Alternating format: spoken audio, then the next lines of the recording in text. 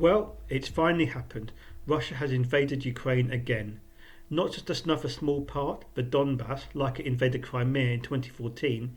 This is a full-scale invasion involving boots on the ground and air power across multiple sites in Ukraine. It has also threatened the West that if they try to defend Ukraine, there will be consequences the like of which Europe has never seen before. This is being interpreted as a threat of nuclear attack. But the West aren't actually doing anything to defend Ukraine. Its response has been financial sanctions against Russian companies and individuals linked to the Russian state, in the hope that the hit to the Russian economy will put enough pressure on Putin to stop.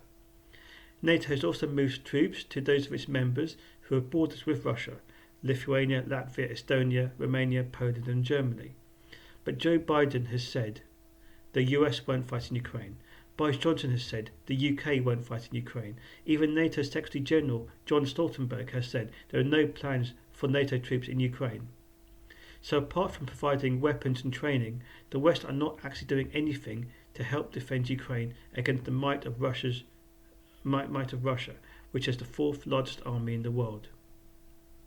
In other words, Ukraine is effectively alone.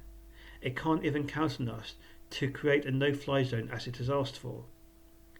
It's not like no one saw the Russian invasion coming.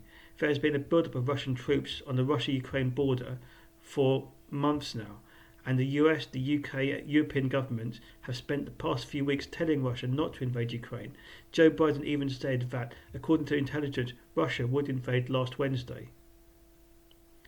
Putin called the West bluff. He's probably unlikely to go after NATO countries that were part of the Soviet Union or Warsaw Pact. That would lead to a Europe-wide war, and he's not a madman. But even if he did attack NATO members, why are we waiting for that? Is Ukraine's sovereignty being treated as collateral damage? What's to stop Putin from achieving his goal of creating a new Russian empire? Once it's conquered Ukraine, and even if it doesn't go after NATO members, what's to stop Russia from going after other former Soviet countries, such as Georgia and Tajikistan?